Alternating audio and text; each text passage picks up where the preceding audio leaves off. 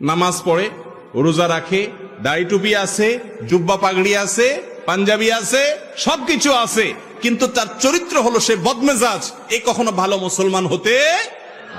রাগ আসলে চান্দি গরম হয়ে যায়, ভাঙচুর শুরু করে, এলোমেলো করে ফেলে, সব মাথা গরম হয়ে যায়, হট মেজাজ হয়ে যায়।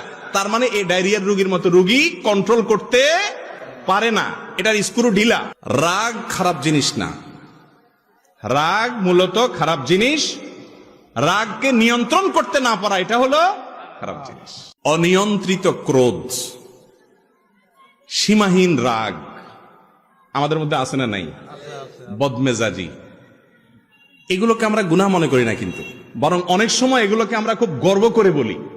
আরে উল্টা পাল্টা দেখলে আমার চান্দি গরম হয়ে যায়, বলে না? ফুটানি মেরা রোগী রোগ ধরতেই পারে নাই, উল্টা বরং রোগ নিয়ে গর্ব করতেছে, এর নাম হলো মূর্খ।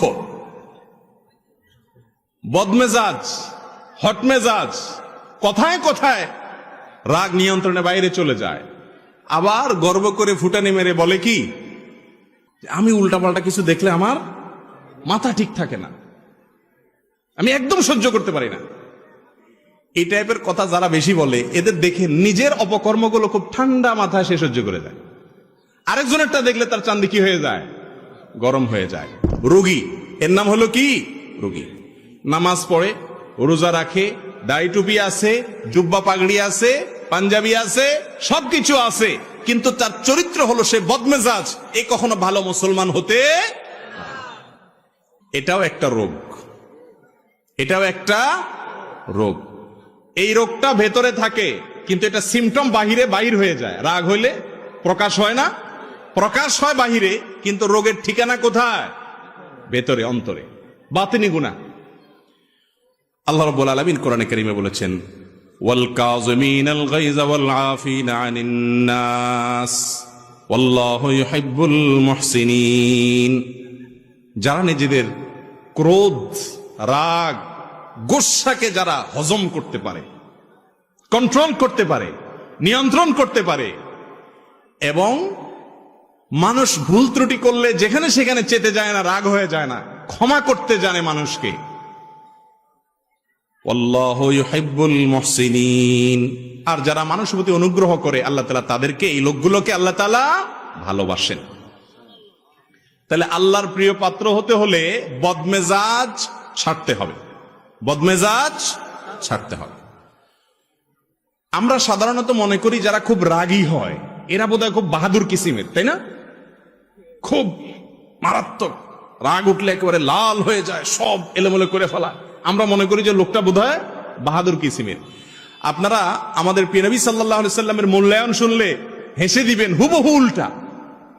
সাহাবীরা একবার কোথাও দেখলেন যে দুজন কুস্তি লাগছে, একজন খুব পলোয়ান কিসিমের, সে বারবার তার প্রতিপক্ষকে একেবারে চিৎপটাং করে কাট করে ফেলে দিচ্ছে, তার সাথে কে পারে উঠতেছে না কোনোভাবে।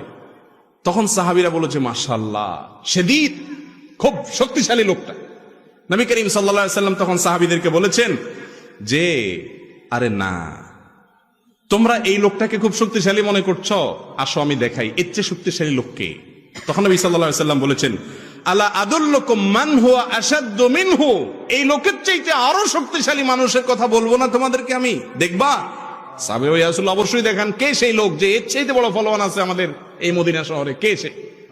তখন নবী করিম সাল্লাল্লাহু আলাইহি সাল্লাম বলেছেন, রাজুলুন যালামাহু রাজুলুন, এক ব্যক্তি, তার প্রতি কেউ জুলুম করেছে।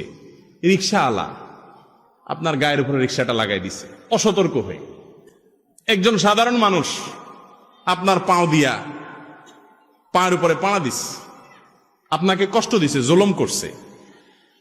আপনি চাইলে কষায়ানি একটা দিয়ে দাঁতগুলা সব ফালে দিতে পারেন, এই ক্ষমতা আপনার আছে। কিন্তু ফাকাজা মাগায়েজাহ, চান্দি গরম হয়ে গেছে, এরপরেও সে ওই মালিক দেখছেন, সব মালিক সব দেখছেন, সেই কথা মাথায় রেখে ঢোক গিলার মতো করে রাগটাকে গিলে ফেলে দিয়েছে, দিয়ে মুস্কি হেসে দিয়েছে, ওই লোকটাকে মাফ করে দিয়েছে। এই ব্যক্তি সম্পর্কে নবীজি বলেছেন, ফাগালাবাহু ওয়াগালাবা শায়তানা, সে নিজের রাগের উপরে জয়ী হয়ে গেছে, শয়তান চাচ্ছে তাকে এখানে হারায় দিতে, জাহান্নামের দিকে নিতে, সে শয়তানকে হারায় দিছে, হেসে দিছে, রাগকে কন্ট্রোল করতে পারছে। এই লোক হলো আসল বীর, আসল বাহাদুর।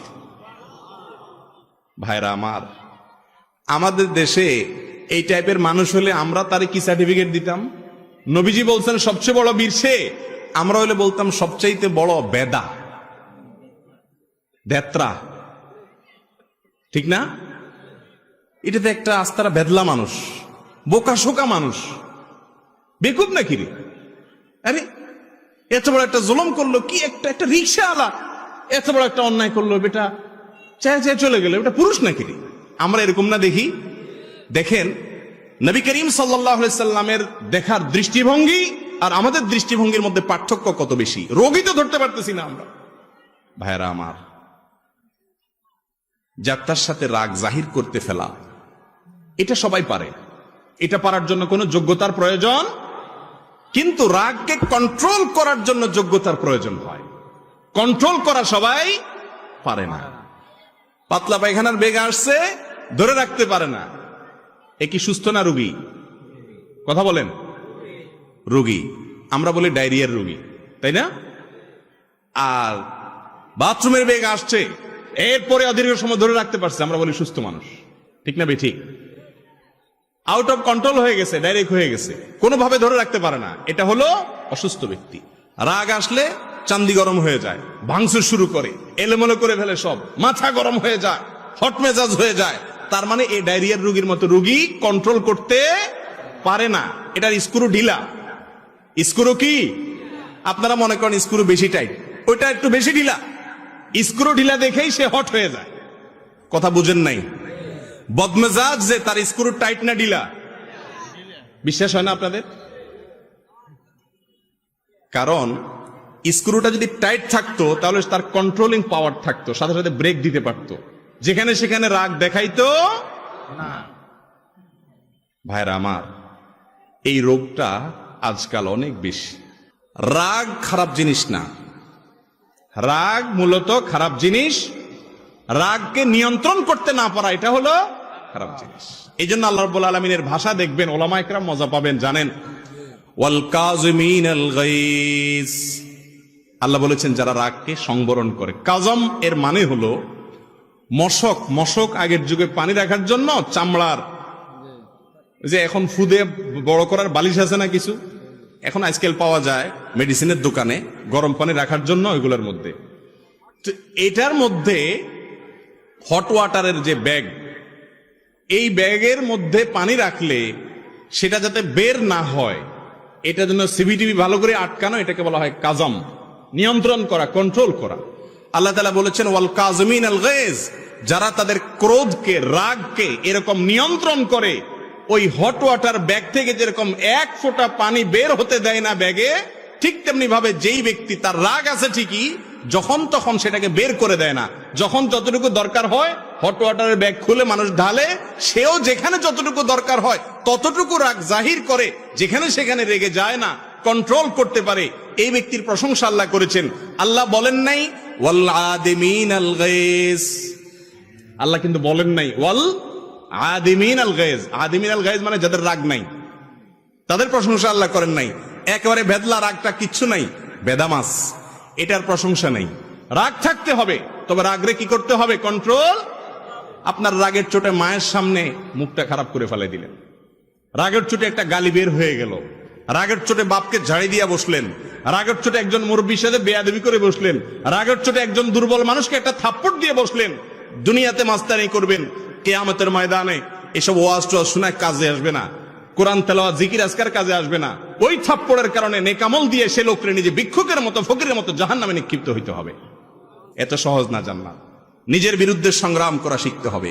আল্লাহ তাআলা আমাদের সবাইকে মানুষের মতো মানুষ হওয়ার তৌফিক দান করুন।